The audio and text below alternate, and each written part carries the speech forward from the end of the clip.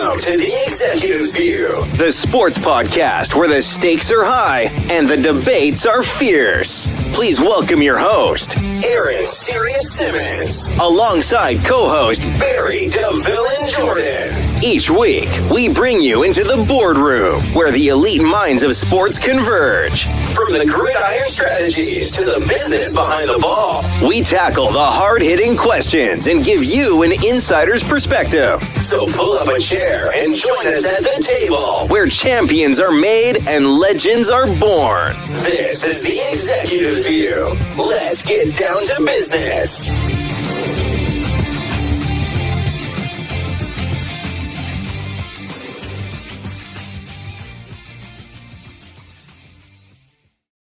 What's going on, everybody? Welcome to the Executive's View. This is the view from on top. You could be anywhere in the world, but you're here with the executives on a Tuesday night. And I do appreciate that, man. You guys know how I get started. If you see the show, share the show, man. We're all over the place. Facebook, Instagram, Twitter, TikTok. We're doing big things in big places and definitely want to take you along for the journey. Looks like I got a three-man weave here today, man. Some folks is out handling some family business with this being a holiday weekend, so I'm going to get these guys in and out. That way they can get on what they get on. I got my co-host with me, man, Barry DeVille Jordan. What's going on, my guy? How we doing, sir? Villain, I need y'all to film me with no hands out here in this piece. It's been a funny week, man. It's just been funny out here, man. It's hilarious, but you know we're gonna talk about it. You know what we gotta talk about. You know, we definitely gonna talk about Florida State. No, we're not talking about Florida State. Anywho, don't do that to me. Don't do that to me. Don't do that to me. I got my homie Larry in the building. What's going on, Larry? How we doing, sir? Man, I ain't wore no Florida State stuff all season. Purposely. Nothing. It hurts. Man, I bought some new gear. I sent Larry a picture. I bought a new jersey. I haven't fitted on it yet. I got a hoodie in the closet with the tag on it, man. Look, it is just. Son, I bought a Warwick Dunn jersey, and I haven't worn it yet. Bro. Disrespect. Wow. Yeah, man. It's been a crazy weekend. Definitely a lot of stuff transpiring, but yeah, I'm in the house tonight, y'all fellas, and Aaron already triggered me. I said I was gonna be good tonight, but I think I'm gonna have to go a little off the rail since he brought up Florida State. Man, we said we wasn't gonna speak that evil word in here. My bad. Hey, me and Barry was doing good. Barry, what we doing good, man? We ain't had no male venting sessions. We just letting it transpire until Aaron had to bring it up. Look, man, it's like Thanos, man. We don't say that word in this house. We don't say that word. Well, here's the thing, gentlemen. I'm gonna start out with baseball real quick, get that out the way, and then we're gonna dive straight into this pigskin. But based off everything that I'm hearing, Juan Soto has concluded all of his meetings and is expecting to make his decision before the winter meetings, which is scheduled to take place on December 9th. The Juan Soto sweepstakes is what it is. Obviously, a lot of teams are vying for his services, Yankees and everybody included. I think there was a total of 7 to 8 teams that are trying to get Juan Soto. Philadelphia Phillies, obviously the Dodgers pitched them, San Francisco Giants, obviously both New York teams. However, I'm not going to speculate because I do have a gut reaction of where I think he'll land. But I wanted to give it to you gentlemen here. The meetings are over. He's going to make his decision here in the first part of December. What do you think he winds up? Larry, talk to me. LA. Hey, Magic got deep pockets. Mm-hmm. Hey, that crew got deep pockets over there.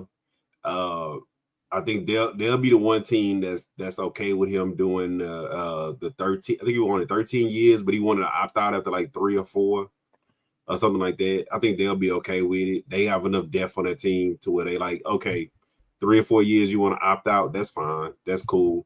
And you know, if you somebody like a Juan Soto, think about it. The last 2 years, he's actually been in lineups with a lot of protection around it. I mean, yeah, the guy can hit, he can play. And I think he's going to pull a Kevin Durant where, he's like, okay, well, let me go to the team that beat us. But knowing that he goes over there and he doesn't have to, he doesn't have, like, say, a Judge and a Stanton, but now you got, of course, Ohtani, Freddie Freeman, Mookie Betts. Like, yeah, dude, I think that dude, he wants his bag, but he wants to win too. And when you got a toss up between New York and LA, is like, he's already been in Cali. He was in San Diego. So it's like, I think he's gonna I think he's gonna come and wind up in LA. The dark horse that I think that might actually end up landing him if he doesn't, of course, the Giants, they just love throwing money at people. Probably will be like, you know what? We'll just go and throw another 100 on that 600 and make it even 7, and call it a day. But yeah, I think he's gonna end up in LA. So you feel it end up in LA. I think Barry and I are kind of in lockstep here, so I'll let him speak for the both of us, because I think both of us are spot on. I think he ends up right back in New York playing with the Yankees. I just think that's where he ends up. But I'll let Barry talk before I kind of give my little soliloquy about it. Villain, talk to me, man. Where does Juan Soto best going? I think the hope is that he winds up in New York. It's just which New York, right? Which New York team? Right. I think the Mets have a good shot. I think, to be honest, I gotta be fair. I think, as deep as the pockets that Magic has, to Larry's point, Stevie Cohen, he has deep pockets too, and the Mets are pretty close. They're getting close, right? I think they're more than a Soto piece away, but I think Soto makes a good fit if they don't bring back Pete Alonso. I think the Yankees, though, I think the Yankees are a front runner. I think once you get a taste in New York, you get a taste of that playoff atmosphere in New York. It does get intoxicating. So, and I think the Yankees are going to do whatever it takes to bring him back, just because they can't trade away the farm to get him for 1 year as a 1 year rental. So they got to do whatever they can, right? I think the dark horse, honestly, though, is the Red Sox. I do too. Don't sleep on the Red Sox. I do too. I really feel like Sirius and Larry, like, they're quietly put pieces together to really make a strong push for him. And, like, it wouldn't surprise me. It really wouldn't surprise me if he went there. I don't think he will. That short field is enticing. Yeah. I don't think he will. I don't think I just don't see it, because maybe that's just my hate for them. I don't want to see it because I'm a Yankee fan. We don't want to see it. I don't want to see it, but I wouldn't be surprised, because they quietly made a strong push. Yeah. And when Boston makes a push like that, they could bring in Poppy and they could talk to him and be like, hey, listen, man, it's different, so I wouldn't be surprised if Boston is a dark horse out there, but I think he ends up in New York. I do think he ends up in New York. I think he stays where he's at, playing with the Yankees. I hate the fact that Boston's in the mix for the reason that you just laid out there. Obviously, if you got the opportunity to go to LA and play baseball in LA with the weather and everything in October, and you don't have to deal with the cold situation in New York, you go to LA. But I think, honestly, to Barry's point, you give up what you gave up to get him. You got to do everything in your power to keep him there. And we all understood that there was going to be no discussing or talking about it during the regular season, as opposed to other players where we say, bring him in, get a deal done before he gets to test free agency. We understood what the situation was.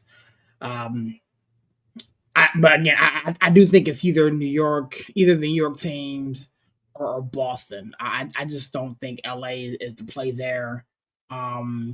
Obviously, he got drafted by the Nationals, so obviously the Nationals are trying to rebuild and retool and do what they need to do to try to get him back. I don't foresee the Nationals being in play, and I don't see the Phillies being in play. So I think it's either the two New York teams or Boston that gets it done. I Hey, I'll say this, man. Magic is a hell of a salesman, bro. Oh, he is. Magic is a hell of a salesman, and one of the things that they said that he's big on is he wants to be in competition to win the championship, right? And LA has 2 rings, recent rings, and I think that will be the difference between him going back to New York and going to LA. Is they can say, look, we got championship pedigree over here, recent championship pedigree. And that's, and you know why I also took New York out of my consideration, because if you're a competitor like Soto, right, you can get the bag wherever. He gonna get that $600 million from whoever. Everybody will pony that money up for him, right? But then now, do you want to go back to New York, go into another postseason, and you don't know what the hell Aaron Judge you're gonna get out of it? Well, I mean, case could be made. Let's keep it a buck. If that's the hill we want to die on, right? If you look at that World Series, Shohei Ohtani didn't do much in that World Series. He hurt his shoulder. He hurt his shoulder. The thing is, like, it was the shoulder. Here's the deal: if that's the thin straw you want to pull at, it's not a thin straw, but I'm saying it's a thin straw, because if you're gonna say, but it's documented history that Aaron Judge disappears in the playoffs. He didn't play well. He didn't play well. But the thing is, it's the collective around him. Juan Carlos played exceptional baseball. But if you look at the collective when he's healthy, but if you look at the collective, I think the collective in LA is much more enticing than the collective in New York. And take your Yankee fan head off. We're splitting hairs here. And again, I get the argument that you're trying to present. I get that, but again, you can't sit there and say that he'll choose LA over New York and cite that Aaron Judge didn't play well when the other guy in LA didn't play well either. Well, he was hurt. But that's one of the things that he wants to be in contention to win championships too. And I think that if you can get the money from anywhere, I think he has a harder road in LA. I think he has a harder road in New York, though, to be honest with you. If you look at it from this aspect, right? I want my money, but I also want to win a championship. Which roster looks the best to win a championship? Case could be made for either one, to be honest with you. When is the last time the Yankees won a championship? I'm just being honest. He makes them better. I think obviously the Dodgers, they have the better roster than the Yankees right now. The Yankees are a flawed roster, and they're making moves to make it better. But I don't see him like LeBron-esque just going to chase a ring and hop into the Dodgers, and you know what I mean. I just don't see that, but I could be wrong. That's one of the things that he wanted too. He not only wanted the bag, he wanted to be able to chase a ring. I mean, and but he already has a ring. Yeah, but I'm saying, but if you talk about splitting hairs, bro, like the Phillies look real enticing too. If you want the bag and chasing the ring. Mm-hmm. I mean, because you got Bryce there, you got Nick. Yeah, I mean, you got some hitters there, but you got some hitters and some pitches. So, like I said, I think that they said that the money wasn't the end all to be all. It was the money, him being able to opt out in a couple of years, and him getting that chance to win a ring. And like I said, when you look at all of the teams, is not a lot of where you're going to get everything out of them, right? Yeah. And this is where I'm gonna rely on my 2 Yankee brothers.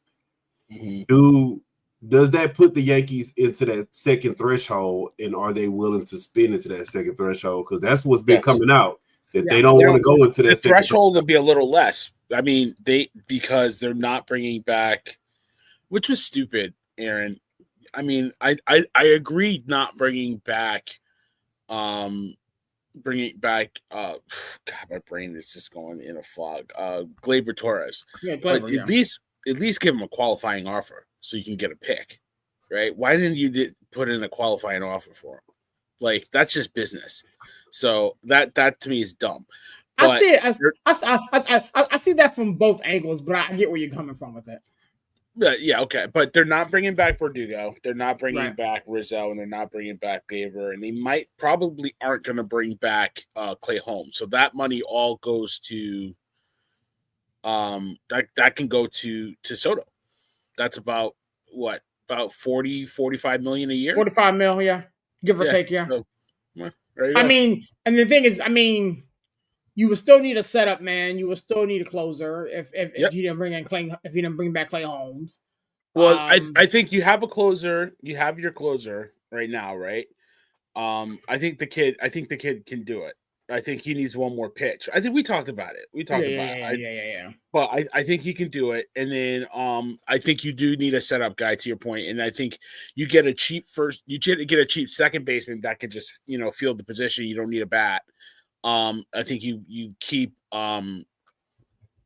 Jazz at third, and then you get a first baseman, and I think you're good money. You got the Martian in left field. You just bring him up. They're thinking about the kid in the minors. I think I asked Chandler about him.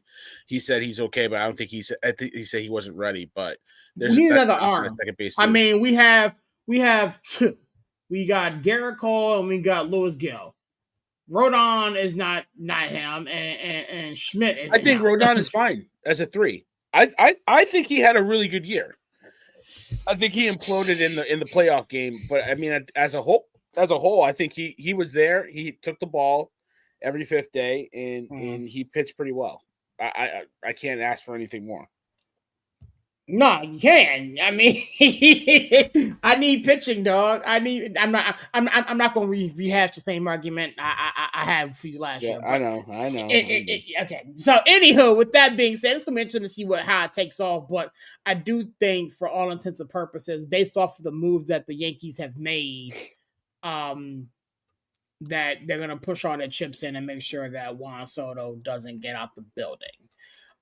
With that being said. Hey, I gotta say this though. I know Aaron not on. I mean, I know Steve not on, but man, I am so pissed at the Astros right now, dude. Why? I wanted them to bring back. I always miss his name of Kikuchi. Yeah. You posted about it. You posted about it. Right. We let him go to the Angels for like $21 million. Do you not know what that's equivalent to in Texas money? Dude, that's like giving him a contract for like $15 million a year. Mm-hmm. We just paid JV all his money.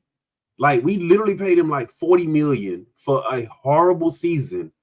And now they're talking about they're in talk to bring JV back, which I think he's not a top of the rotation starter. He's maybe 5th, 6th, maybe he may be getting pushed to the bullpen at this point in his career. He can't stay healthy. His pitches look like he can't even hit the mark anymore. And he was never really like that blow by you type of pitcher. He was more like a Maddox. His pinpoint accuracy was what got him by on a lot of pitches. But to not bring back Kikuchi, you in talks with bringing back JV, and now Les McCullers, who ain't pitched in I don't know how many seasons, they're like, oh, he's throwing bullpen sessions now.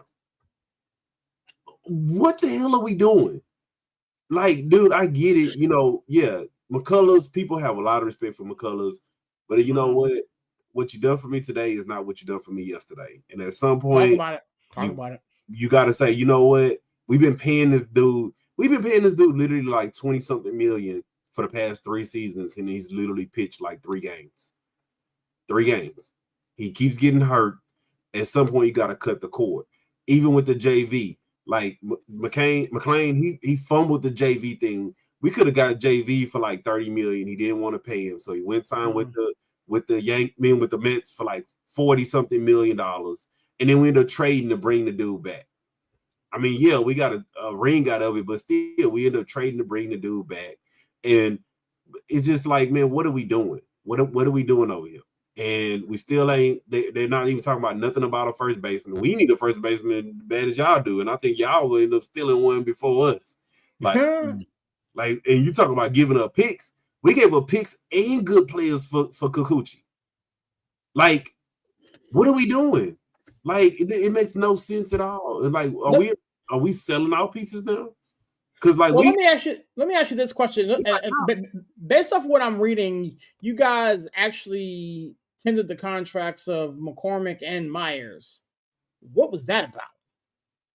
Like I say, they showing too much loyalty, and it's like, okay, loyalty is good, but at some time we gotta start chasing the ring again, because I don't think Bregman's gonna get a hometown discount. I think even though it's gonna be hard to get him to leave, but I think somebody's gonna make him an offer, and I'm really thinking it's gonna be the Tigers, because AJ, and he has a lot of respect for AJ. I can see that. And they ain't paying nobody on that team. They could easily give him the $300 million. That's nothing, Bregman. And I'm not like this. Bregman pisses you off at the beginning of the season because he never hits early in the season, but he hits late in the season, in the postseason when you need him to hit. But his defense is always there. Like, he never lacks on defense. And now it's like, how do you replace him? But you're still trying to replace the first baseman, upgrade the first baseman. But then you still got to upgrade the outfield, because, like you said, Myers, and they okay, but they don't hit. And they okay defensively, but they have some lapses too. And you can't put Alvarez out in left field too much, because he's a defensive liability. He really needs to be DHing more than anything. Or teach him how to play first base, one of the two. Something got to give. But it's like, yeah, something got to give, man. Either we can teach him how to play first base, and that's a problem solved. We're going to get a left fielder. But I think that at the end of the day, man, we're gonna end up holding, we're gonna be the last one in musical chairs. Everybody else gonna be able to find a seat, and we're gonna be sitting around looking stupid, because we could have been locked up Bregman, at least brought back Bregman. We should have kept Kikuchi and cut the cord with McCullers, cut the cord with JV. And it's like, now what do we do? What's going on? Because I think the Astros are at the tail end of a championship run, right? I honestly think that I thought this year that they have one more out of them, one more. And I know y'all Yankees fans, y'all don't want to hear that, but I think they got one more run left. And what do you do now? Do you put your chips in and you go for that one more run? Or do you just say F it and then you just let it fall where it fall? So you think you guys are gonna re-sign Bregman? I think they're gonna try to give him that hometown contract and see if he takes it. Because based on what I'm reading now, again, I'm just catching this live, that you guys offered him a $21.5 million qualifying offer, and that was just the qualifying, just the the BS. But they said his market is going between 285 and 300, somewhere up in there. Yeah, that sounds about right for him. Give or take. Somebody's gonna. Think about it. It's Bregman. Like I say, when he's hot, Bregman's hot, bro. Bregman can hit. Bregman is one of the few third basemen that, if he's not hitting, his defense is gonna be there. And it's hard to find a really, really good defensive third baseman. Remember, I tell you, the Astros win a lot of games on defense, a lot, and especially when you hit into that side with Pena, Altuve, Bregman. Like, dude, they turn so many double plays, it's not even funny. Like, now you actually kind of messing it up, because you have like pitchers like Javier and I forgot. I kept bragging on him all last season. Now I'm having a brain lapse like Barry. Yeah. Hold on a second. You're talking about Javier and Ferber. Yeah, Ferber. So you have guys like that, and they have so many guys who hit into double plays. Now, are you able to replace one of your key players that turn those double plays? Because they turn a lot. He's like at that position. He's easily the best third baseman available, right? Maybe you can't even argue Jace Peterson now. He's too old. Like Gio Urshela now, 33. His WAR is much lower. There's just not a lot of third basemen that are available. Even the Yankees are flirting with the idea of signing a guy that is probably public enemy 1-1. because. But it's like, it's like, I mean, I hate to say it. That's like if y'all lose Soto, does that weaken the Yankees? Do y'all think that their window is still open? If you lose Soto, we can't lose Soto. I think if the Astros lose Bregman, I think that window is gonna be is closed. I think it's closed at that point because I mean, here's the thing: there's a handful of third basemen that are available. You got Bregman, you got, but on his level, no, there's nobody on his level. No, that's what I mean. Like you're talking, you're reaching for scores. Makata, JD Davis, you're reaching here. And remember, I was saying that was the one thing about the Astros when they're fully healthy, they're like 6 deep in that lineup, and you can move them. You can interchange them, but it's hard to find a roster that is 6 deep with hitters. Right, it's hard. And I get it. We have like if everybody comes back healthy, they're going to be really deep on pitching again. But it's hard to find a lineup where you got, like you said, you got Bregman, Altuve, Pena, Alvarez, Tucker. Like, dude, it's hard to find a lineup that you would face that's that deep, and now you take away a piece of that lineup. So I don't know what these Astros are doing. Losing Bregman's gonna be it's gonna be a problem for y'all if y'all lose Bregman. I mean, I'm put like this. He's loved here. Like, man, people love people. It's like Altuve. I'll tell you, Altuve he's gonna retire at Astro. Mm-hmm. He's probably I don't wish nothing bad on him, but he's probably gonna have an Astros casket. Like Altuve is loved, and they had to make a choice between Altuve and Bregman. They signed Altuve. Next to Altuve, Bregman is probably one of the most beloved players in Houston. Like, dude, I see more Bregman jerseys than I see Jeff Bagwell jerseys. Mm-hmm. Jeff Bagwell's like a pariah now in Houston. Like, people literally dude, me and Steve, we was getting into it so bad. I say, dude, every time Bagwell go on the road with the Astros, they go on a losing streak because they don't like him. I'm like, dude, like nobody. I see more Biggio jerseys than I see Bagwell jerseys now. Good old Craig Biggio. Yeah, like, but question for you. They brought home the ring, huh? Question for you, Larry. If because I don't want to talk too much baseball, but I had this question. I just had to bring that in because Kikuchi was the first signing. He was the first signing so far. I know, but when Soto lands his deal wherever he goes, what's the next domino to fall? Who's the next big free agent you think is going to get locked up? I think that's what I was thinking, right? Either Alonso or I was thinking maybe a pitcher, Burns. Corbin Burns is a hot name. What's his face? What's the right Santander? You know why I don't think it's going to be a pitcher? Because I mean, you got Verlander and Max Scherzer who are free agents who are nobody's going to touch. And you got Blake Snell. You got Corbin Burns and you got Corbin Burns and Max Fried. I think Max Fried gets re-signed, but I think a team will flirt with him. I think, but you know what? Right. It's gonna be Pete Alonso. Dude, it's gonna be Pete Alonso because pitchers ain't been getting signed that quick. If y'all notice that. Pitchers have actually been like way late into spring training getting signed lately, right? Mm-hmm. But I want to say three of those top pitchers, they got Scott Boras. And we know how Scott Boras is when it comes to negotiations, man. Right. He gonna squeeze that last drip, whatever. Mm-hmm. He gonna take that lemon and he gonna want all the way down to the Rhine to get that last couple of dollars out. So that's why I don't think they're gonna be out of there that quick. I think it's gonna be. He's the type of dude, Larry, that when you got that bar of soap, you get it down to that thin little slice and it breaks in half and put it together and still use it. Hey, look, he that dude is like, oh, they offer $350, but we're gonna hold out for that one team that's gonna offer $351. He's like that. He's like that. He is like that. Hey, but I think Anthony Santander is going to get a nice deal too. I think he'll go back to Baltimore, but I think he'll get a nice deal. Do you think Rizzo comes back or not? I'm sorry. Go ahead, Aaron. You don't think Rizzo comes back? I think he retires. To be honest with you, I don't think the Yankees will bring him back. I think they want to get younger at that position. I think they want to shore up the defense, but I think they want to get younger.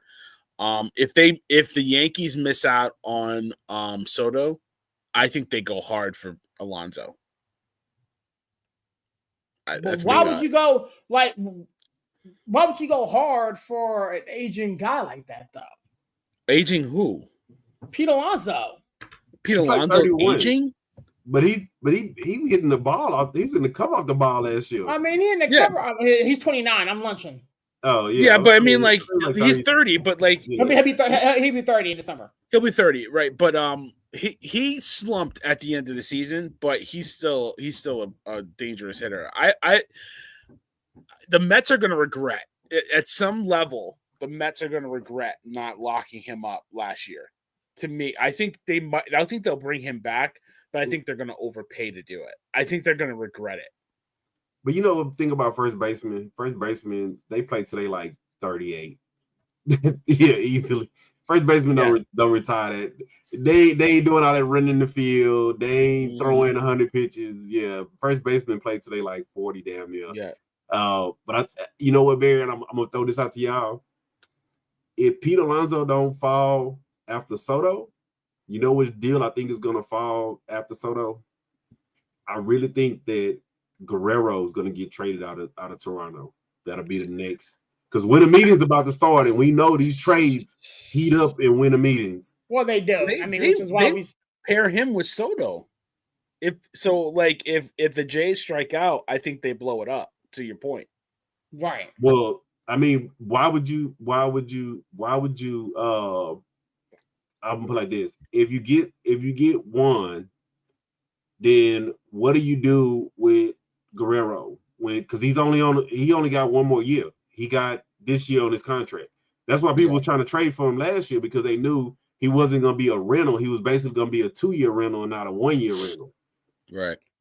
So if you fork up all the money for Soto, what do you do about Guerrero? And you got to remember, this is the Blue Jays. Yeah. Toronto money, and I don't think Soto going to go, because Toronto taxes, that 600 is more like 350. Yeah, he ain't going out to Toronto. He ain't going to Toronto. Hey, that's the first thing his agent gonna tell him. Look, you're gonna pay these U.S. taxes and these Canada taxes, and yeah, brother, have fun with that one. But I don't think he's gonna go. But I think get you some extra some extra baguettes and some So, you know, once the winter meeting starting, bro, y'all know we're gonna be seeing trades galore. Trades. I think we'll see a lot of trades. I think the Jays should have traded him at the deadline if they were going to do it. We said that, but here's the thing: we also said Pete Alonso should have got dealt at the deadline, and the Mets held him. And I felt like they should have kept him, because they need to keep him in general. I don't think they should ever have thought about trading him. Like I think they need to keep Pete Alonso. I think Lindor has cemented himself as the face of the franchise this year. I think he had a great year, but Pete Alonso is a hometown guy that they can't afford to lose. They've done this before. The Mets, they can never keep their homegrown guys. But man, think about it, at the trade deadline, who had the more likely odds of making a run, the Mets or the Blue Jays?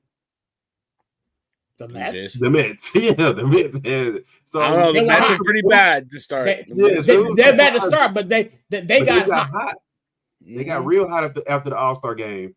And like I said, so I was surprised the Blue Jays didn't deal Guerrero then. So yeah, we'll see. But with that being said, I wanted to transition real quick, man. We had some breaking news come out of college, man. The University of North Carolina did fire their head coach, Mack Brown. It didn't come as a shock to me based on how bad the Tar Heels have played as of late. But I wanted to give you guys the opportunity to talk about Mack Brown, where the Tar Heels go from here. Villain, I'll start with you, my guy. I mean, it's funny because he said that he was going to come back, right? Earlier this season. And then, the AD, what's his name? Cunningham. Yeah. let him know, no, you're not. But then they're gonna let him coach the regular season finale. Like, it's just weird. Like, is it a firing? Is it a retiring? Like, you could have let him go out with a little grace and a little dignity. I know, he's older. He's 73 years old. Obviously, he's a good coach. He's a Hall of Famer, and he's a really, one of those guys, right? But I felt like the situation could have been handled slightly better, just out of respect for him. Just say, hey, we don't want, we're not gonna let you come back, or we don't want you to come back, blah blah blah. We don't want you to, we don't want to embarrass you, and let's do it like this, boom boom. Because they are bowl eligible, right? So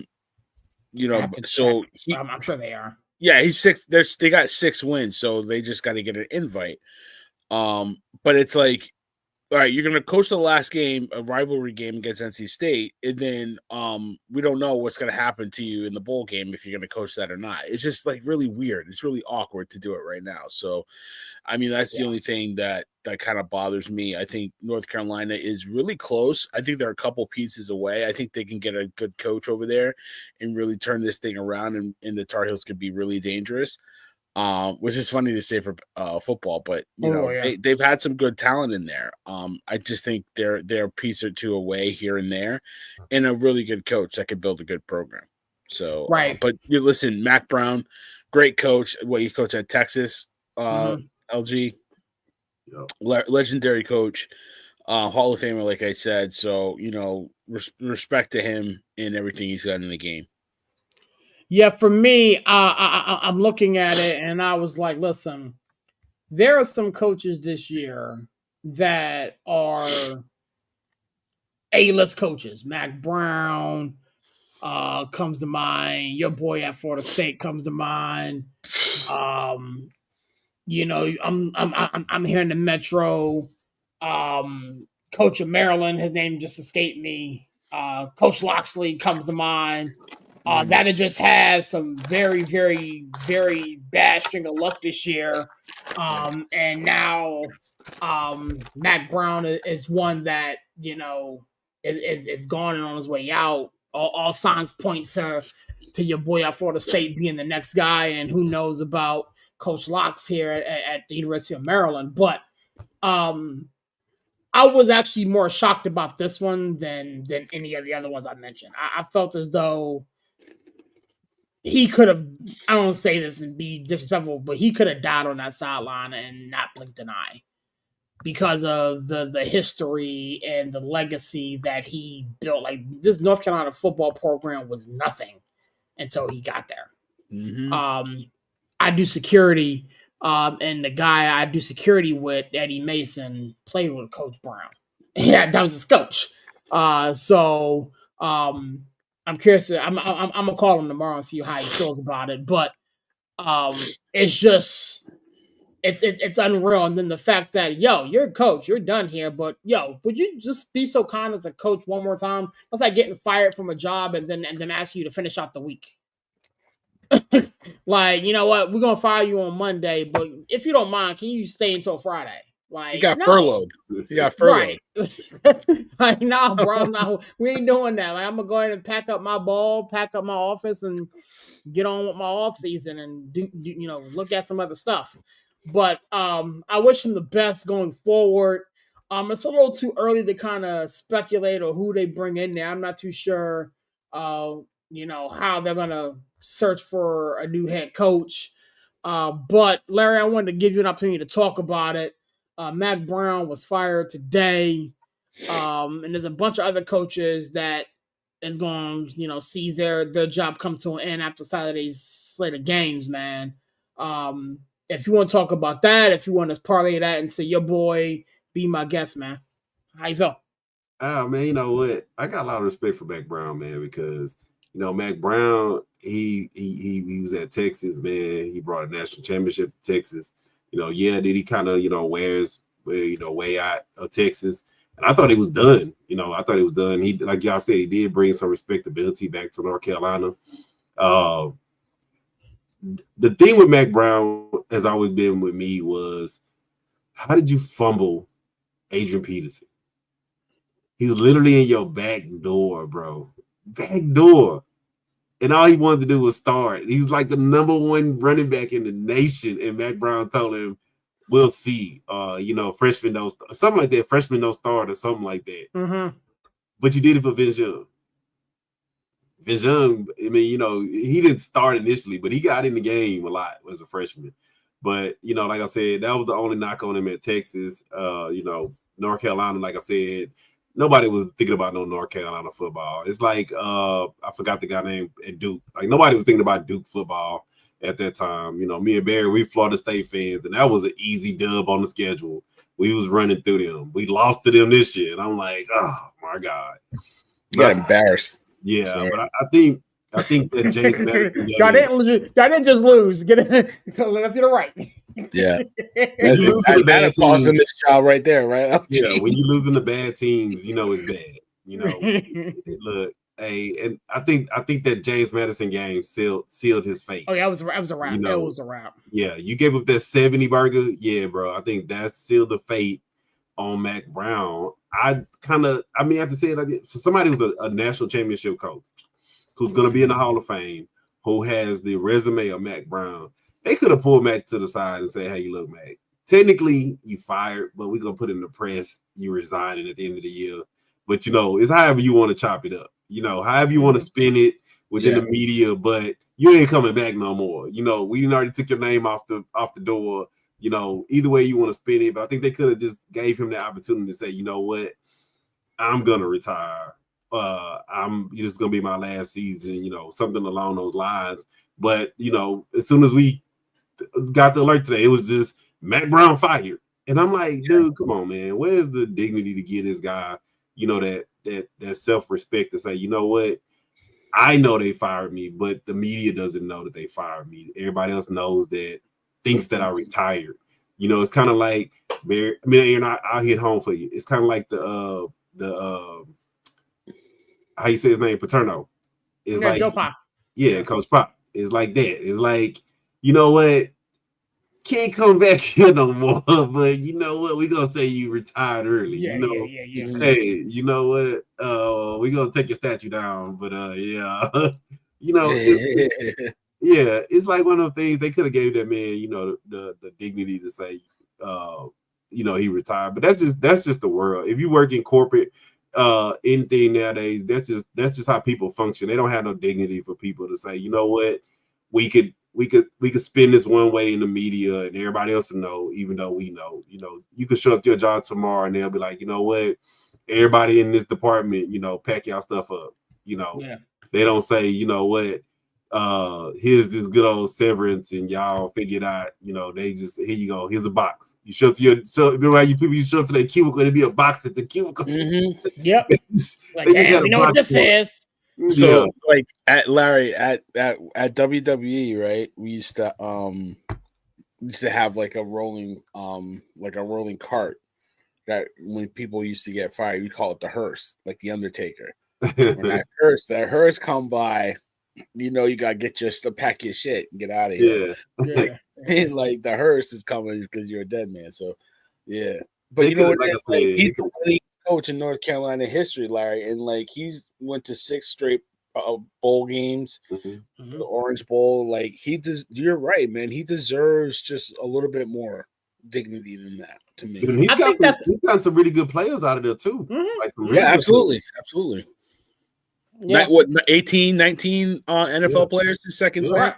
Correct. Yeah, I mean, so it kind of shocked me, to you guys' point, in the manner in which he was terminated, but it didn't shock me, I guess, that he was, based on how this season went. That there had to have been some conversations behind closed doors that took place, because again, I think I say this all the time: resume and status matter, right? Like you can have an off day, you can have an off year, but based off what you did, that should be able to buy you a lot more time to get yourself back right. And for this year to come down the way it did, and again with the swiftness, like we all understand, like next week's the last week of the year. for all the teams. There's no more football being played regular season after next week. So they could have done tomorrow. Right. So you could have done this much differently. And so the fact that they chose to do it now, it's not like you can get a jump on trying to find the next head coach. This isn't like the NFL. Like all the other programs that you could probably poach from are still doing what they need to deal with. All other coaches that you could probably talk to are still doing whatever the heck they're doing. So the fact that they did it right now like this, and then with that, oh, by the way, can you do me this one more favor? Like it just reeks of dysfunction. I was more shocked. I was more shocked because I saw Mac Brown fired and I didn't see Mike Norvell. Like that's what I was more shocked about. I was waiting for that to come in on the fine print and be like, yeah, and take this with you. You know what I mean? Y'all stuck with that, brother. Y'all like stuck. I don't see. Don't put that evil on me, Ricky Bobby. Dude, how many times? Barry, this season that we said, how's this dude still got his job? He should have been fired, bro. He should have been fired. He's literally lost almost every recruit. Mm-hmm. Every recruit. He's the only coach right now that still has a job that's lost what? He's lost like 6 players out of the ESPN top 300. Mm-hmm. Mm-hmm. 6. Like, how are you still coaching at what we were like 2 and I don't even count that last win. We were 2-6 or something, 7, 8. 2-8, right? 2-8. 2-8. Dude, we stopped watching the games, man. Last week I was like, yeah, we about to beat the crap out of this sorry team, man. I mean, the game's not even on ACC Plus. I mean, that's how terrible you gotta be. Like, you know what I'm saying? Wow. Like, you can't even catch it on tape delay or something. Yeah, bro. They wouldn't even put it on the CW. You know what I'm talking about? Yeah, hey, y'all won by double digits, y'all won 41 against a junior college team. Yeah, bro. We playing the A squad from the high school team or something, bro. Like little blind. What my man say? Yeah, like Friday Night Lights. You know what I mean? Yeah, like, bro. I get it. He's had some really good seasons, but to me, outside of last season, he's had some up and downs. And I feel like when it comes to Norvell, this season should have been the one that, you had the really one good season. You had some up and down seasons, and now this is. I have literally not seen Florida State this bad, and I don't recall. I was literally to the mom where I was like, dude, like I don't remember seeing Florida State this bad in my lifetime. I've never seen it this bad in my lifetime. We've had some down years, like maybe 4 or 5 wins, maybe, but not like this, bro. You guys are 1-7 in the conference and 2-9, and not getting pounded the way we've been getting pounded, bro. Wow. Yeah. Dude, I've never seen and with the alleged talent, right, Larry? That we had the alleged talent. No, it was you roll the dice on DJ and DJ bit you in your butt. But we were supposed to have such a good defense too, right? Like, you know what I mean? Yes. Like, turning guys, like 4 or 5 star guys, and it's just nothing. So. Dude, when me and Barry, when we started the season, what was the first thing we kept fussing about? All the missed tackles. Yep. That's coaching. That's coaching, bro. That's coaching, point blank. And I don't see how he still has a job, but you seeing these other coaches getting fired, and you're like, oh my God, how is Norvell still hired? Like they literally was putting his house on like homes.com or something, or people was literally trying to run this dude out of town, and Florida State's like, we're gonna still stick by him.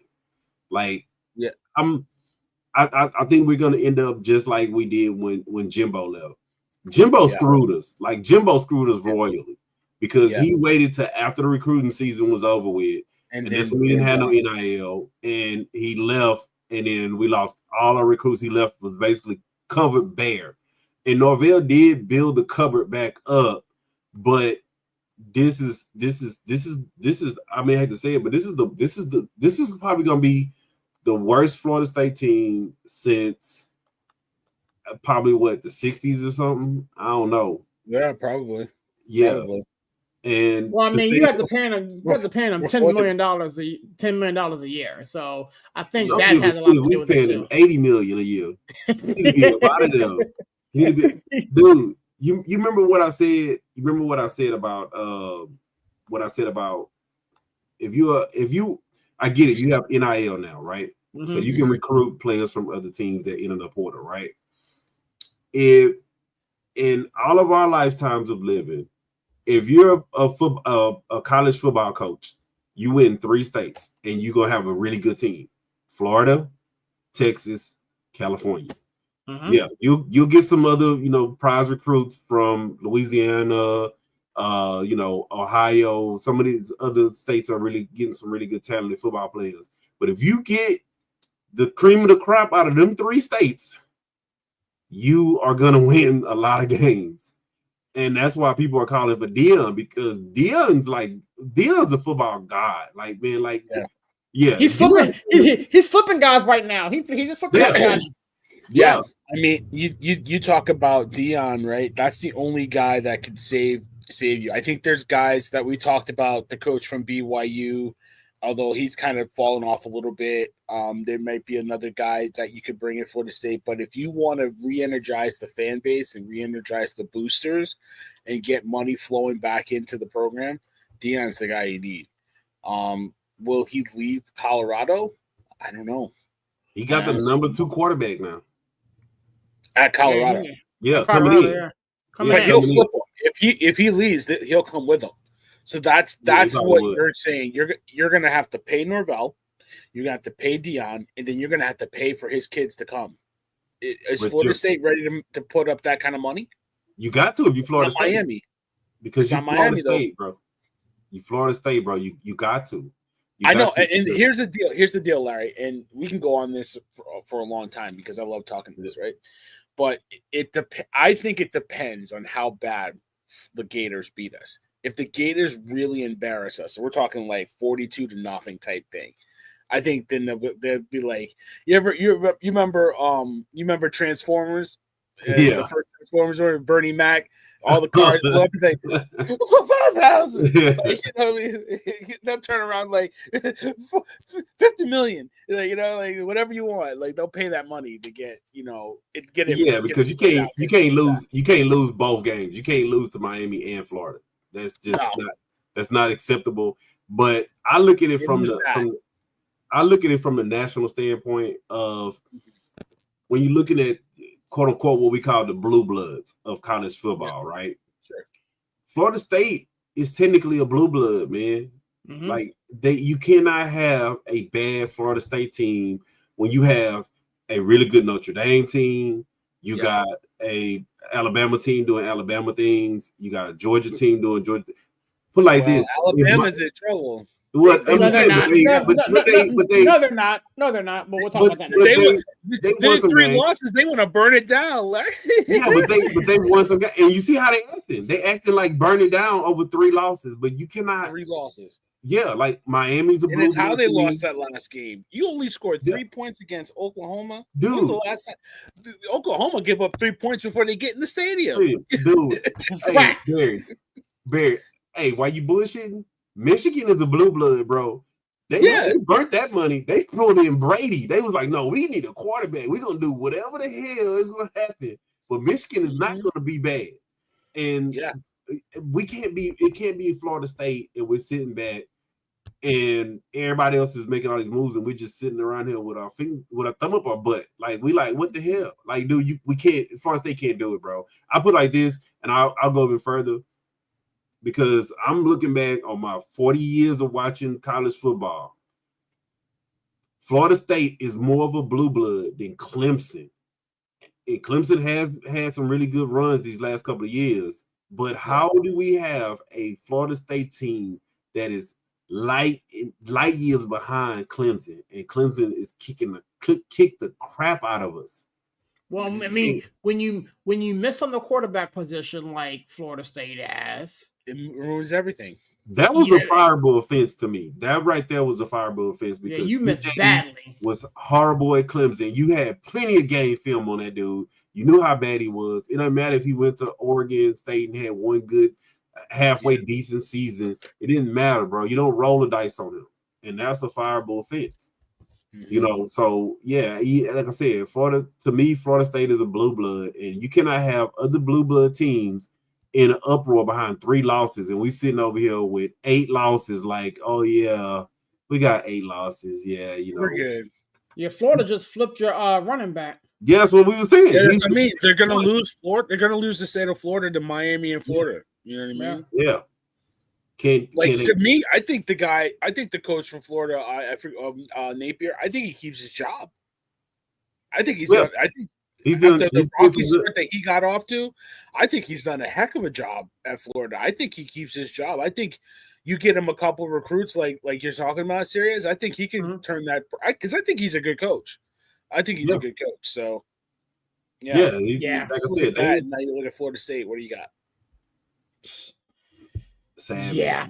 Man, it's go into the playoff talk now, man. We might as well. We look at it like this, right? Alabama lost a bad game at home. Indiana lost. They got exposed. I mean, Chandler talked about Indiana and the respect they need. They lost their respect. These guys are still in that playoff mix. Florida State, you know. They were like, if we had that playoff last year, we would have been in, blah, blah, blah. You know, like you get all that, you get a 12-team playoff, and you're at that point, Florida State is just like, you got to blow it up and start over. But, like, I look at it now with the 12-team playoff, I think Alabama is hanging on by a thread, if that. I don't think they get in. I think Penn State, I think the Big Ten gets at least 4 teams, right? We have 4 teams right now. Right. Yeah, I think they all get in. Serious. I think Oregon, Ohio State, Penn State are pretty much locks to me. Despite I think Ohio State, if they get into the championship and lose, I still think they're in. Penn State deserves to be in. I think Oregon should be in regardless. And then I think Indiana can hang in and stay in the mix. Right. Yeah. Notre Dame deserves to be in. I think. The Army was on paper a good team, but it's still a good win on paper for them. I think they can sneak their way in. Tennessee, I think they can probably stay in. I think despite what happens, I think Georgia with the Alabama loss, I think that helps Georgia a lot now. There's just you start running down the list. Texas is in. Here's what it looks like right now. Yeah.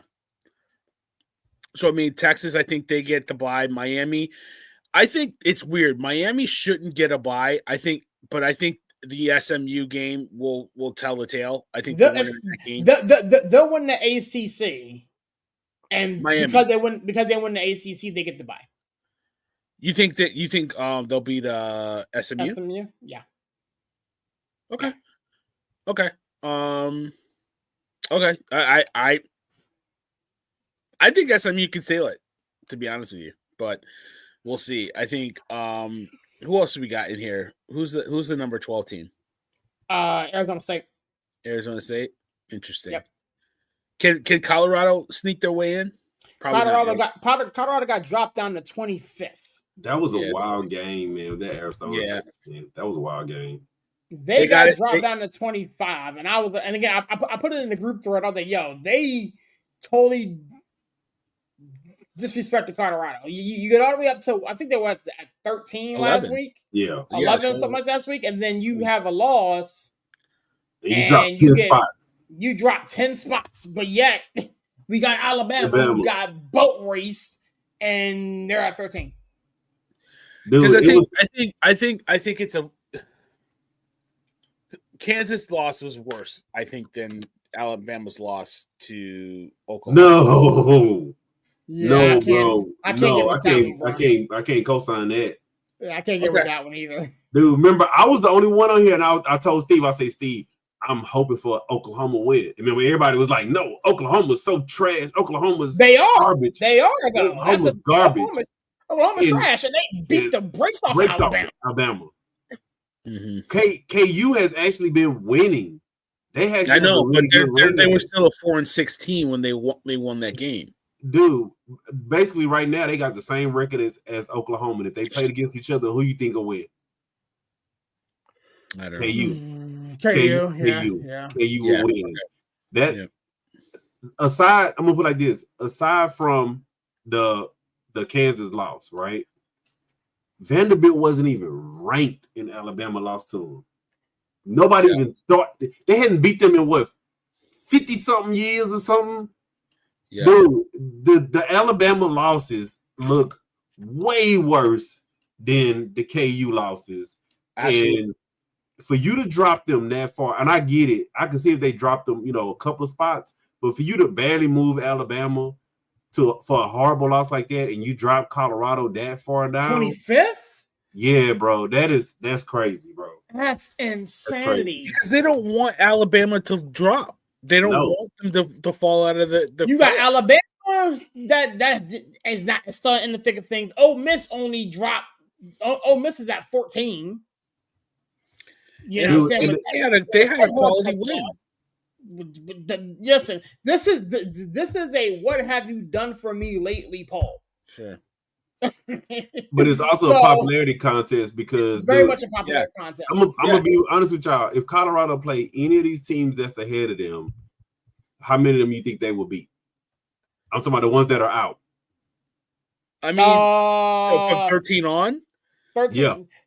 Yeah, I mean, I think they would beat. I think they would beat majority of them. I think the only one that would 15 through.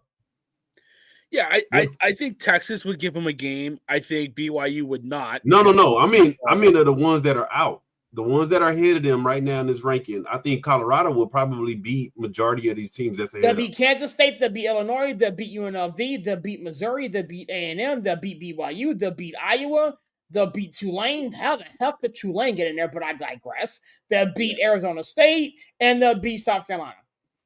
Yeah, I think Ole Miss and Alabama give them a game. I honestly think Iowa State would be tough, but depending upon which Ole Miss and Alabama shows up, we don't know because we're just seeing a week where both of these guys got boat raced. To be honest with you, I honestly think they could beat Boise State and Clemson.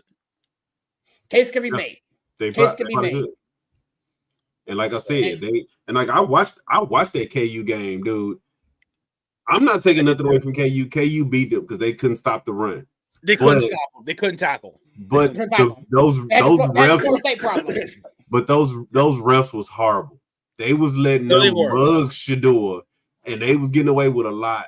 KU was getting away with a lot. That hit to the knee should have been a flaggable offense. That's in the pros, you hit a quarterback like that, you're almost thrown out of the game. That should at least been a target or something because he dove. He dove head first. Yeah, he went straight for the legs. That was horrendous. That was horrendous. But it wasn't even that. That's why Shedeur pushed that ref because they were already letting KU get away with a lot. KU was getting away with a whole lot that game.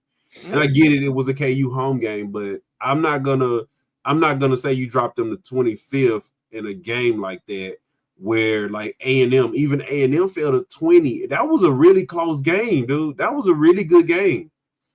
Like, and it was at Auburn. Like, but you dropped them to 20, but you only dropped Alabama 3 spots? Because they was number 8 last week. Last week, 8. No, 8. Yeah, like that's crazy, dude. That's crazy to me. And Ole Miss was 7. Yeah, dude. It's like, man, dude, is the SEC like sliding them some money under the table or something? They got to, because again, this doesn't make any sense based off of the criteria that they have been using all year. Yeah, this makes no sense. And again, we joke about it, but this is wild. This is completely wild. But that's where the college football playoffs, are at as we currently sit here. I wanted to do 2 more things and hopefully get you guys out of here a little bit earlier, man. But we gotta talk this New York fiasco. We got both Jets and Giants that are just dumpster fires right now. According to what Mr. Aaron Rodgers said today on his weekly appointment with McAfee, said that he hasn't figured out if he's playing in 2025. Based off of what I'm hearing, the team doesn't even know if they want him back. There've been talks about benching him. And since we're talking about benching, we all understood and saw what took place with the New York Football Giants this week. And now Mr. Cutlass may not even play on Thursday because he's hurt. But both New York teams are a dumpster fire. I got a Giant fan in the building, so I'm gonna let him talk his stuff and say what he got to say. Villain, remember your mom's watching. Talk to me, my guy. Listen, I love you, Mom. But it's gonna get ugly. Listen, this is why I told Chandler, this is why you start DJ and you don't cut him or you don't bench him like the week when they did. And he was screaming for it. You know, they don't want to pay him. They don't want to pay him. Blah, blah, blah, blah, blah. 7 games left in the season. You lost this team. It's going to cost people their jobs now. The team showed you that they did not appreciate the fact that Daniel Jones got cut. It's not the fact that they cut a guy that they thought was the best player, that, you know, because there were rumblings in the background that the players were fed up with Daniel Jones too. It's the message that it sends. It with 7 games left that you quit on this team. So why should I go out there and play for you if you don't want to go, you know, do what you got to do as an organization?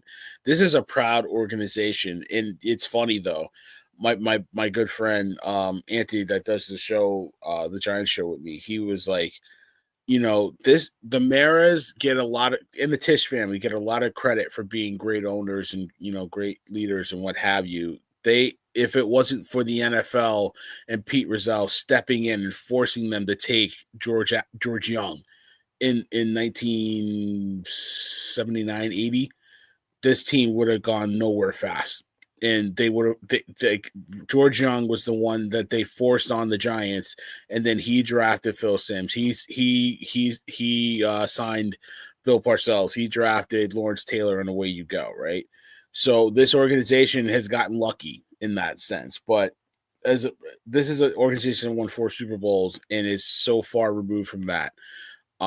It started when they disrespected Tom Coughlin, the way they handled that situation and let him go.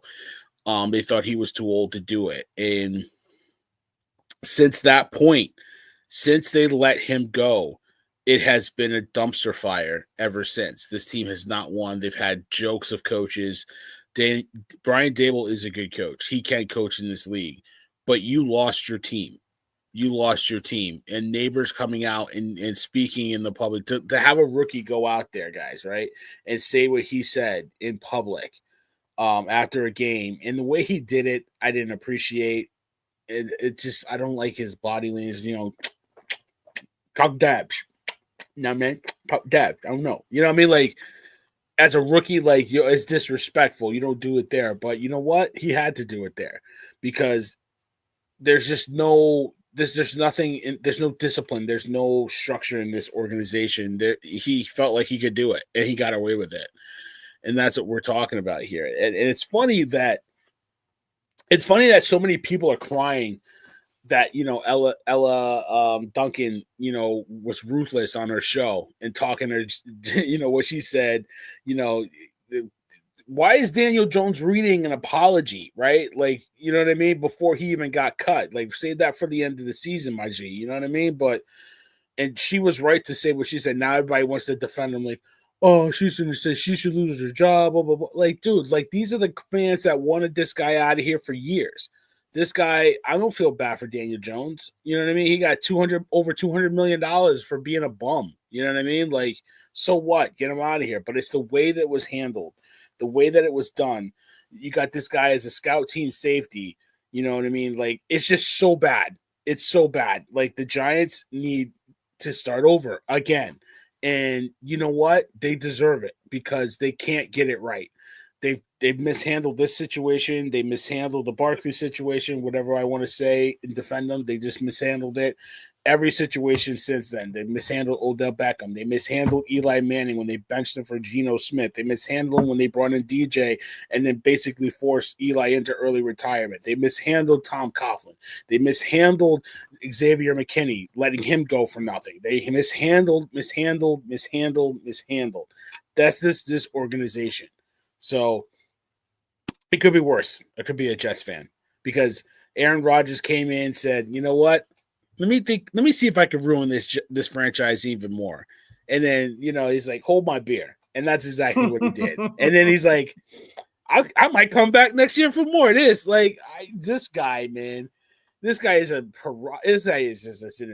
he's a disease a plague on the Jets. And the Jets, they let him do it. They let him come in here. They let him do whatever he wanted. And this is why the Packers did not let him do what they wanted. Because he came in here, got his friends jobs, told that, got coaches fired, and it's still a dumpster fire. He's old. He needs to retire. Why are you thinking about coming back? Go away. Retire. You know what I mean? Nobody wants you here. But the Jets, they don't have a plan. They don't, you know what I mean? Like, what they need to do is they need desperately to get Rex Ryan back in the building. That's the only way I would bring Aaron Rodgers back if Rex Ryan's my coach. I won't bring Aaron Rodgers back at all. I won't bring Aaron Rodgers back at all. But that's the only way I would bring him back, serious, if Rex Ryan was my coach, because Rex Ryan wouldn't put up with that shit. You know what I mean? Like, Rex Ryan is the guy that they shouldn't have let go the first time. You know what I mean? Just like the Giants shouldn't have let Coughlin go. They should have let Coughlin retire when he was ready to. The Jets should have never fired Rex Ryan. Rex Ryan was a heck of a coach. And even he said it, going back to the Giants, like, when his last season with the Bills, like he said, because they wanted to put in another quarterback the last game of the season to tank the game, basically. He's like, well, you could just fire me. I'm not going to do it. Like, that's the kind of coach you need. And Rex Ryan deserves to be that coach in New York. So the Jets, I don't know who's worse. And it's sad that both of these New York teams are a disgrace. It's who's worse. Like, it's a coin flip. It's the flavor of the day. Whoever you think that day. Yeah, and it's weird because that's kind of why I brought this segment in the manner in which I did, because literally both of these franchises over the last, let's say, 2-3 years. No, it's been longer than that. I mean, you're talking since 2010 when the Jets last made the playoffs, and since then it's been a joke.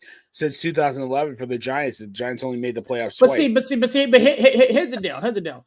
Like, both franchises have made some smart decisions, and both franchises have made some bad decisions. But if you look at the course of how this particular season has played out, like, I don't know which team is worse, to be honest with you. I don't know which team I feel is in more trouble. Exactly. Like, I just don't know, because the thing is, the New York Jets can say, you know what, I'm done with Aaron Rodgers. Go draft a quarterback, go sign a quarterback. You still got that defense that is supposed to be good. You still got the weapons on offense, that are supposed to be good. So if you fix the coach and the quarterback, you should be set. Yeah, but they said if they would have fixed the quarterback with Zach Wilson, they would have been fine. Zach Wilson looked like he's the best quarterback the Jets had. Well, I mean, he had the better win percentage than all three of them. Exactly. But yeah, so we have that. But then if you flip to the Giants, I don't know what in the world they're doing there. I have no idea. And it's funny because, I'm friends with you, and then, Adriana, who's friends with the program, and I got a lot of Giants friends that, talk, I'm on social media and all the things. Yeah. When I tell you it's a mixed bag, it's legitimately a mixed bag, because I have some Giants. Adriana Arafalo too. Yeah, shout out to her. When I say I have Giants fans talking about how they wanted Daniel Jones to still be their quarterback and that they wanted Dable gone because they thought that Dable was the problem. The amount of people that I saw that said, you know what, we got to fix the offensive line, and bring in another receiver to add more weapons around Malik Laborers. You struck gold in Tyrone Tracy, so you got yourself at least a halfway decent runner. But Neighbors need some help because you don't have anybody on the other side. But then on the flip side, I got people like yourself talking about to blow the whole thing up. I got people, kind of on your same bandwidth that said, you know what, Daniel Jones, garbage, get him out of there. Cut bait.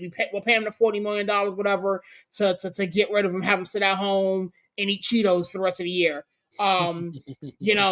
Joe Shane, got to get him out of here. You know what I'm saying? And the GM got to move. I mean, we're in the group there. We see and watch what's going on. Brian Dable, he got to go, man. If you're gonna get rid of everybody else, cleaning the whole ship out, get rid of everybody, bring in a whole new set of guys, and start from ground zero. Trade what you got to trade to move up. Get your quarterback, whether it's Shedeur, whether it's Ears, whether it's whomever it is, and start that way. So there's a little more of a cohesive game plan with the Jets than I see with the Giants, but both New York squads are a dumpster fire. And Larry, talk to me, man. Where's your head at, bro? Man, y'all remember when Smokey said, man, y'all ain't never got two things that match around this house. Ham, no burger. Peanut butter, no jelly. Peanut butter, no sugar, jelly. no water. It's like, ham, no butter. It's like, man, look, the Giants, to me, I like Dayball, but they don't have the talent. The Jets got talent, but not the coach. It's like, man, the New York teams don't have two things that match. It's like if Dayball was honestly, I think if Dayball was the coach of the Jets, they would be a much better team. And if the Giants had the talent that the Jets have, then they would be a much better team. It's just two things that don't match. And I don't know how they solve it. I actually, and Barry knows this, I was actually more on point with the Giants game plan. I got what their game plan was. The only issue that I had with the game plan was if you're gonna do that game plan, you have to keep Xavier McKinney. That dude is balling in Green. Yeah. You have to keep him because if you were somebody who really watched Hard Knocks and looked at it, it seemed like the game plan was build the defense, build the offensive line, and go to more of a ground and pound with the defense type of game. And you can't do that if you let one of your star defensive players go. And I got it. They got the Brian Burns trade, but it's like, why do that? And then you let a key piece go. And I get it. You wasn't going to pay Barkley, but you could have used that money you weren't going to pay Barkley to pay to go and pay Xavier McKinney. Hell, you could have went to Daniel Jones and be like, hey, Daniel, we ain't about to keep you after this year one way or the other. So you need to restructure this. You need to defer some of this. They couldn't do that, though. If they restructured that deal, Larry, then they would have to keep paying him. Well, they would have. They could have converted some of it. I mean, they're paying him now to sit at home and eat Cheetos. Yeah, they could have converted. Yeah, but they couldn't restructure the deal the way it was. They had to keep it the way it was so that to get out of the contract this year, they couldn't restructure. I mean, but GM. And then I wanted to bring back McKinney, Larry, but then we couldn't sign linemen. I remember that. Because at the end of the day, I hate to say it, the defense has actually played really good. The defense has played good. Defense has actually kept them in some games. Yeah, and the defense quit. They quit. Well, now because it's like, I hate to say it like that, Barry, but the Giants are in that position like the Texans were. You have an organization that wants to lose, but you need a coach that can keep players motivated to keep playing, because players are not going to lay it down like that. Players not going to be like, oh, we're just going to come out here and lose so we can get better next year. That's not how they look at it. Especially they may not be on the roster next year. They can get cut, traded, all that good stuff. So they go out to play to win the game, right? But you got to have a coach that keeps them motivated enough to not let them quit on the team, right? Yeah. But it's hard to do that 7 games left. Yeah. And I get it. You put in how you say his name? What's the quarterback they replaced Jones with? DeVito. Danny DeVito. Danny DeVito. You put in DeVito. right? Tommy DeVito. I don't call him by his government name. And I get it. I get the way Dayball coaches and the way he was, but he should have been like, look, Tommy D, you throw it to neighbors 80% of the time, unless otherwise. So yeah, he's a rookie. You got to keep him involved. And he's also a rookie that he needs to, like I said, I didn't like his comments because if you're a rookie and you're a top drafted rookie, you're not going to the better teams, bro. And I get it. You may have won a lot of games in college, but you got to have a coach that can coach him up enough to be like, look, you know what? You still involved in the game. And with receivers, you know how they are, dude. Receivers is like, I was watching, I think it was Harry Douglas the other day, and they was like, man, you know how you keep a receiver happy? Targets. Targets. They don't care about winning. Targets.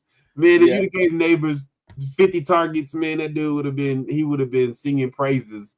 And that's one of here's the issue. Okay. I'm gonna keep it a whole bean. All right. I honestly have no problem with what neighbor said. Not a one. Not a one. But you know what, dude? Because here's the thing. It was the truth. It was the truth. But who the hell are you? But Shannon Sharp said the same thing happened to him. And he was like, dude, I had to learn. Hold on. What do you mean? He goes out there, he puts on that uniform, and the reporter asked him how the team played. And the brother said, soft, fill in the blank. Who the hell are you? I tell you what. Serious. When you play football or baseball, as a senior, you had a freshman pop off at the mouth. What are you doing after the game? I'm gonna go holler at the freshman. The freshman's gonna have to come see me.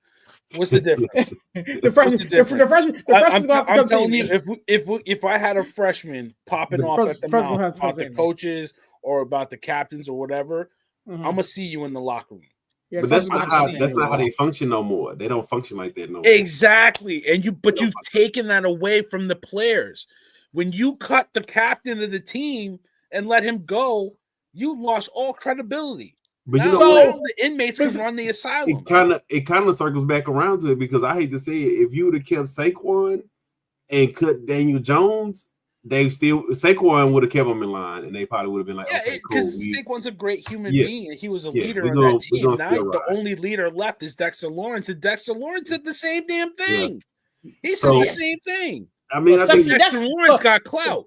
So Sexy Jessica said, but because Malik Neighbors was saying the same thing, we got an issue with it. But I think they're gonna have to suck it up. If a rookie comes in and calls the team soft, you ain't gonna kick his ass. I mean, I'm gonna have some words to say about it, but it doesn't make it less any less true, though.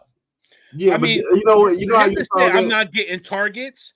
All right, that's cool. But for him to say that we're soft, problem. For him to say go talk to Dabs, problem. I'm gonna see you in the locker room. But that's the problem. Dabs has lost the team. The captains can't control this locker room. A week before the game, me and Larry were talking. I said, you keep Dabs, you bring back Shane, let them run it back with their new quarterback.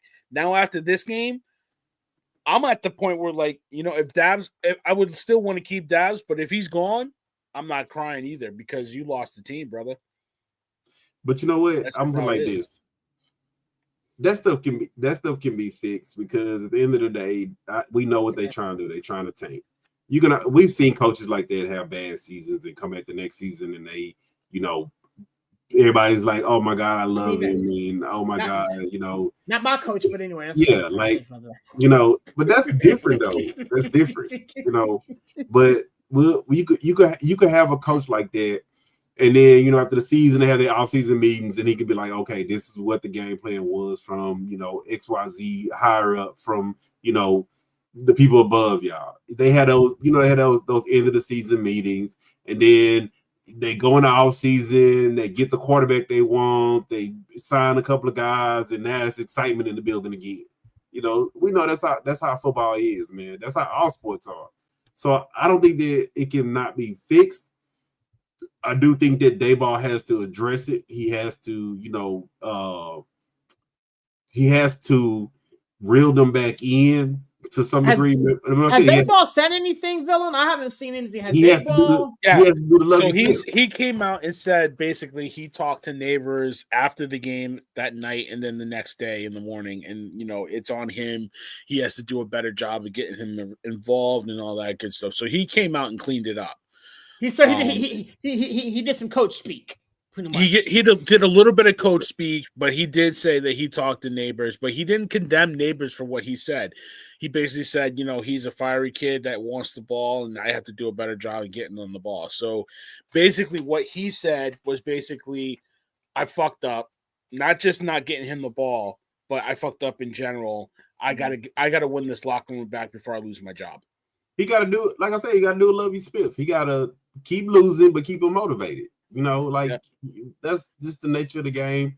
I think it's easy to do that when there's like 2-3 games left, Larry, right? It's hard to do it when 7 games left. Yeah, it is. But like I say, Lovie Smith did it. Hey, Lovie Smith did it. So he lost his job though, right? I mean, but they already knew they was gonna get rid of him anyway. Right. I even go back even further. David Cutcliffe, that's how you say his name. He kept the Texans actually played good under him, and they knew that they weren't bringing him back. They knew they just wanted somebody to keep losing to build the team up.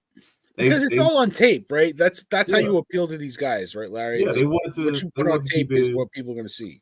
I mean, and when you look at the two teams, I mean, that's just me personally. I feel like the Giants are actually in a better position than the Jets are. I mean, because when I don't. There's no way. Well, you know what? You know why I say this? Because even if you say you don't keep Dayball, you can get rid of Dayball. You can put in the quarterback you want. You can put in the GM you want, right? But with the Jets, Aaron Rodgers has infected that team. He's like a cancer, bro. But see, the thing is, all you have to do is cut the cancer out. No. Because then now you got to, like I said, you got to get rid of him. You got to get rid of Hackett. You got to get rid of Adams. And Adams is a big piece. That piece right there is going to be a hard piece to get rid of. I mean, technically, he's a free agent after next year.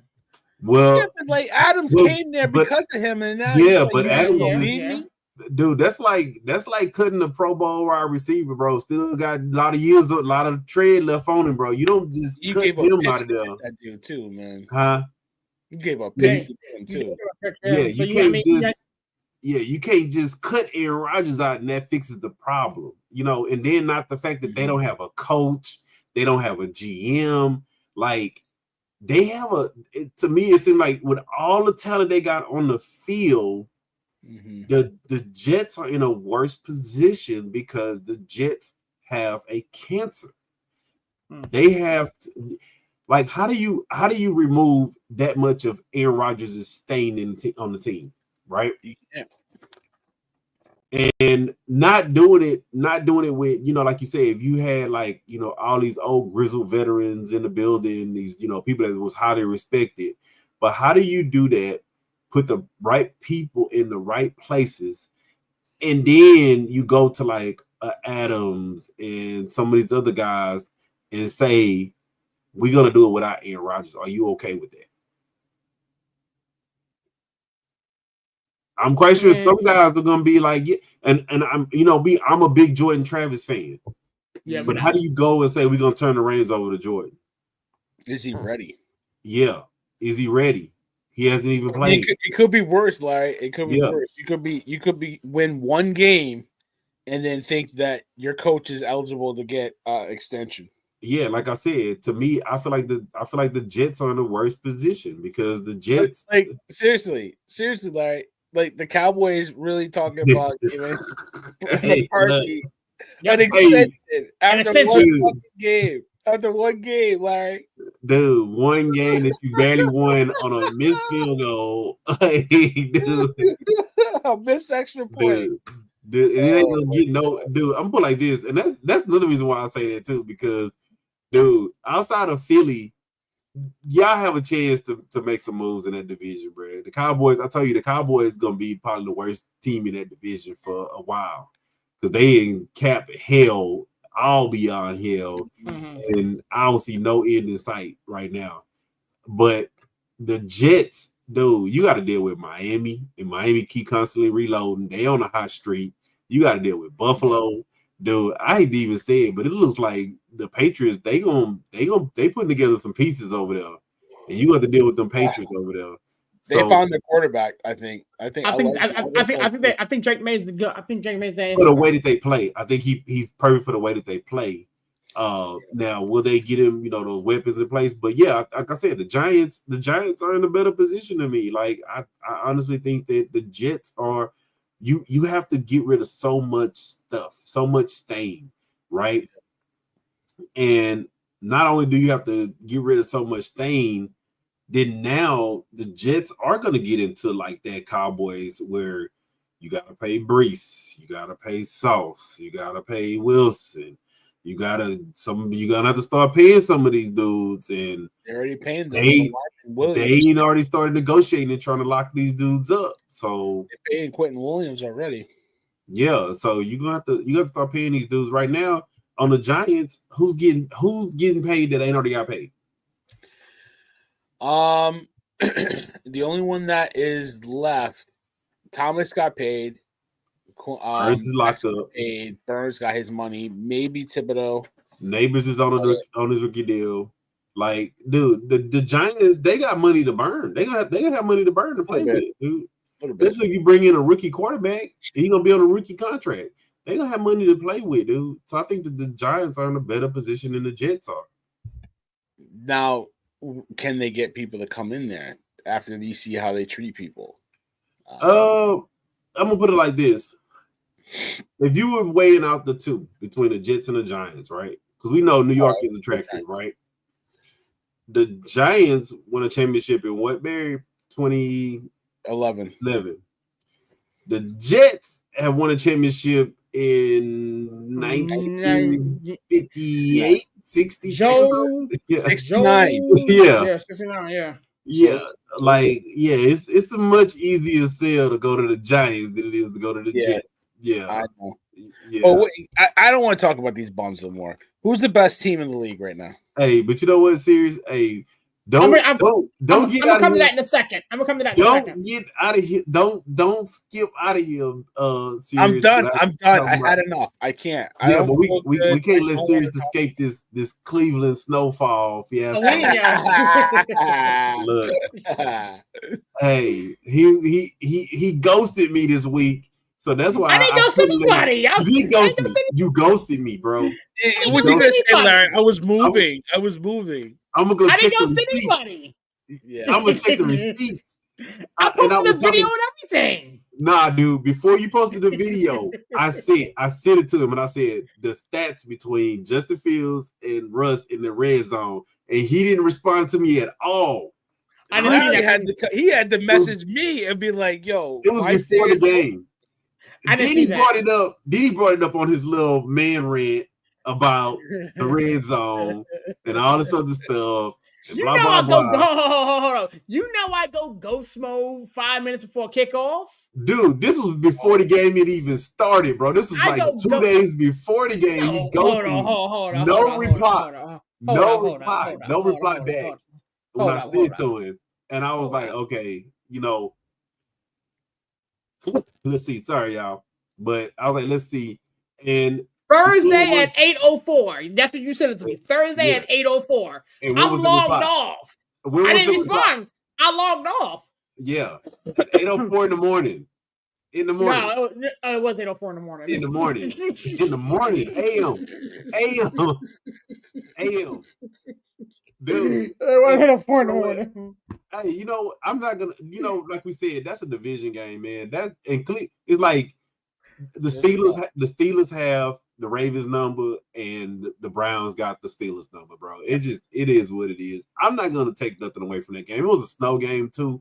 Dude, Jameson played his ass off, man. Jameson played a good game. He played well. Hey, look, the battle was the Lord's, man. He was blessed to play in some snow. Did y'all watch the game when it was like, okay, the Browns got to do something now because in the fourth quarter that snow is going to be blowing in their face. Jameson literally probably couldn't see a lot of them throws that he was throwing because that snow was literally. He was completing them suckers though. that snow was blasting him right in his face, bro. Like for real. Like, yeah, that Jameson, yeah, he played a good game. I'm not gonna take nothing away from him, you know. And then we're gonna talk about neighbors. We gotta talk about your man, bro. Pickens? Yes. Mm-hmm. I know Mike T said something to him. Because Mike T don't play. So Mike T's press conference today, I watched it, and Mike T said, and I quote, that he didn't even see it, which I think is utter nonsense. I think that was utter nonsense. Mike T said he didn't even see it. He went scorched earth on the refs. Yeah. But how do you keep letting Pickens get away with his shenanigans? I honestly believe that Tomlin finds them and deals with it in house.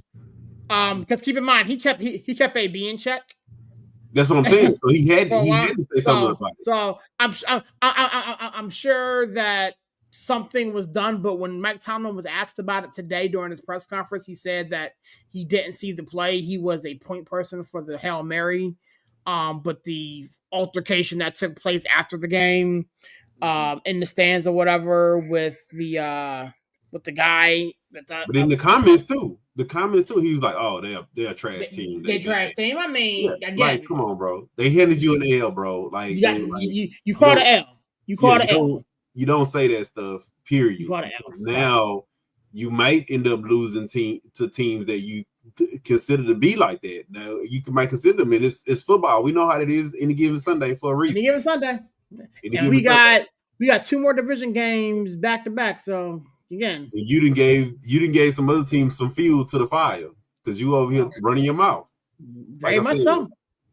Very much so. It was a good game to me, bro. It was good. It was a real good game. It was an annoying game for me. Like I keep it a buck because normally I wait for this for the Steelers show, which is going to be next week. Shameless plug, but it was an annoying game for me because at the end of the day, you just felt as though at some point we would flip a switch and get out of the stadium with the win. Because if you match up man for man, person for person, coach for coach, the whole 9, the Steelers are a much better team. But to your point, the Ravens can't beat the Steelers. The Steelers cannot beat the Cleveland Browns. The Cincinnati Bengals can beat Baltimore. But Cincinnati can't beat Pittsburgh. it's AFC North football at its finest. But Cincinnati can beat the Chiefs. Cincinnati can beat the Chiefs. They're the only ones that ain't afraid of them. You know what I'm saying? You know, dude, so it's a weird relationship, but we got some work ahead of us, man. I just want Aaron to agree with what I said. I say, man, you have your pros and your cons with Russ. You have your pros and your cons with Fields. Mm-hmm. You see the pros and the cons that I told you about. Yeah, I didn't disagree with it then, and I'm sure I don't disagree with it now. The catch is here's the thing, and again, I'm gonna talk about it with my dad and fellas next week. The issue that I have is that how do we now utilize Justin Fields? If we're going to morph Justin Fields this season into the Taysom Hill role, all right, where he comes in, short yardage, goal line, change of pace, Swiss Army knife type of thing, he has to be able to complete passes out of that formation and out of that package. And through 2 games that we've employed this strategy, granted it was 4 days apart, he has yet to complete a pass out of that formation. Everybody and their mother knew that he is running that football. Everybody and their mom knew he's running that football. He's not handing the ball off because Najee wasn't doing nothing all game. Offensive line was getting beat like they stole something, so he wasn't handing the ball off. So the only way that Justin Fields became a relevant component to what we did or tried to do was for him to go outside. You try to run outside, you're running at Myles Garrett or you're running away from Myles Garrett. And with the weather and the element, it was just bad. He did break like a 50-yard run. I mean, he and we kicked the field goal. We didn't score. Yeah, but I'm just saying he did break a 50. Like, and I think they need to figure that out, man, because this is not college, man. You can't rotate quarterbacks in. and the Taysom Hill role is for Taysom Hill. You can't. Here's the thing. This is a copycat league, and I agree with you to this point.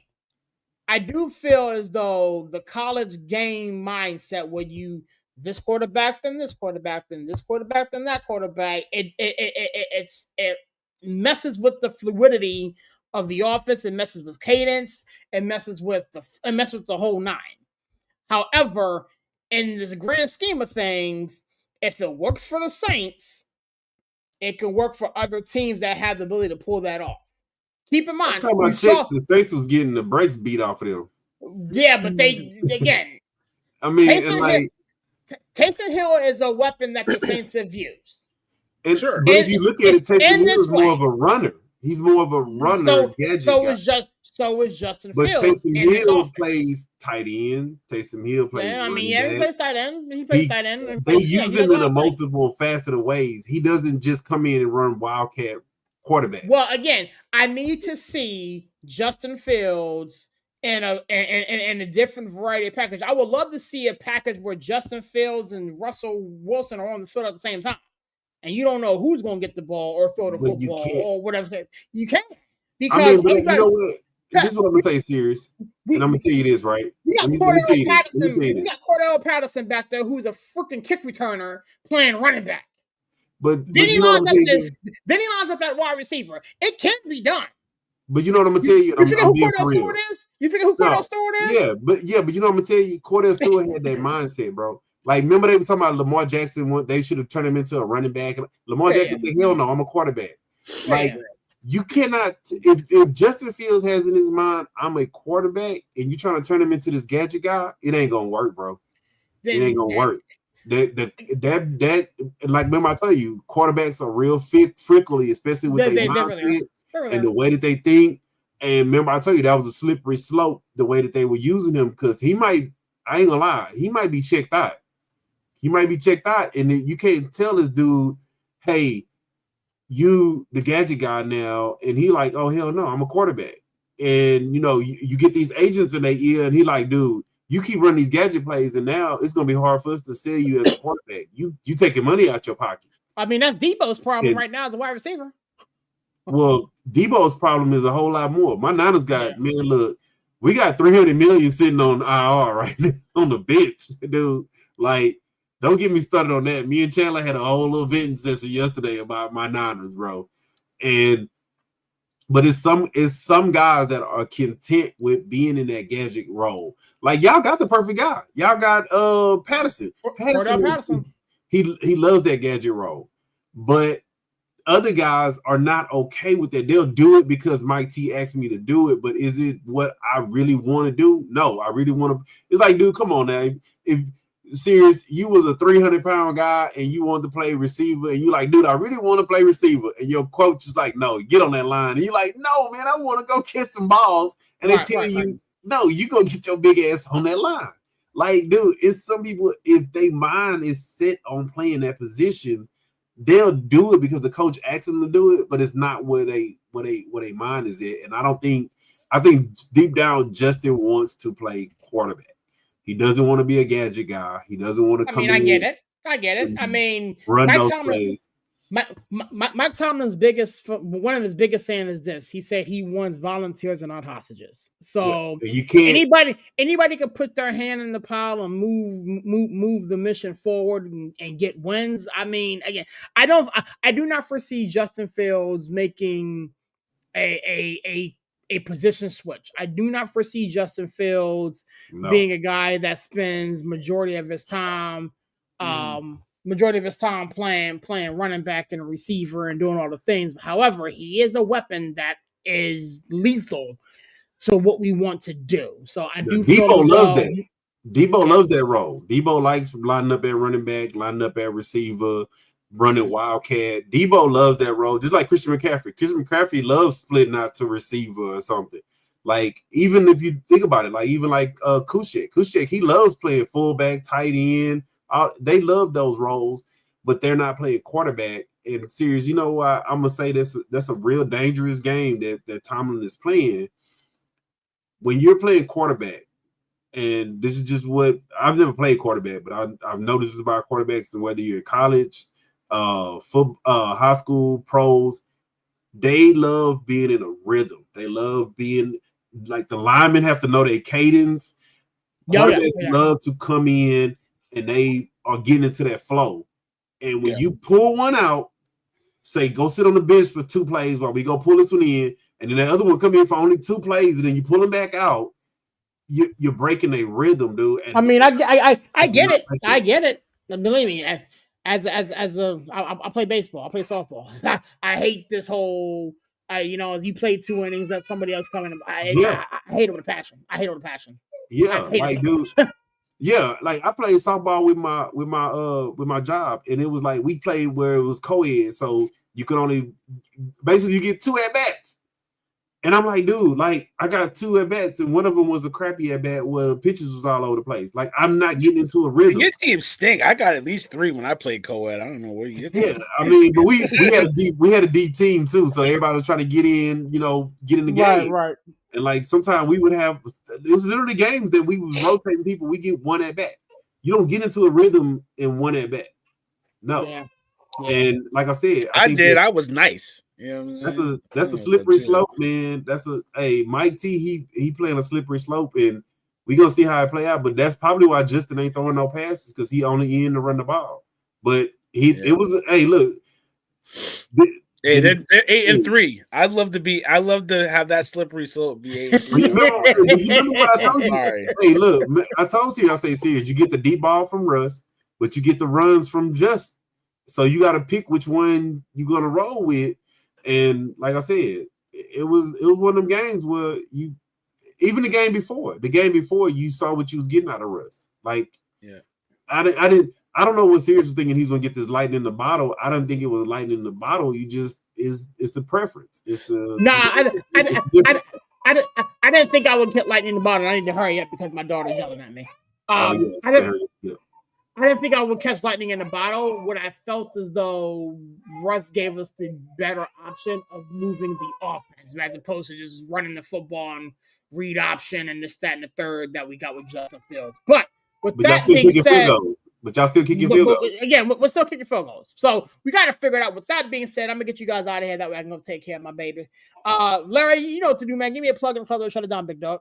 Oh, man, always a pleasure, man. I ain't even going to attempt to screw up Steve's cadence this week, man. Look, we're not doing the Justin Fields and Russell Wilson stuff. I'm not going to swap you in and run the plays for him. I'm going to just say we gonna tune in next week and coach do his thing. I ain't going to requote Chandler. We're going to let Chandler get in the house and redo his thing. I'm going to keep it to what I always say, man. Always a pleasure hanging out with you fellas on a Tuesday. And I'm out.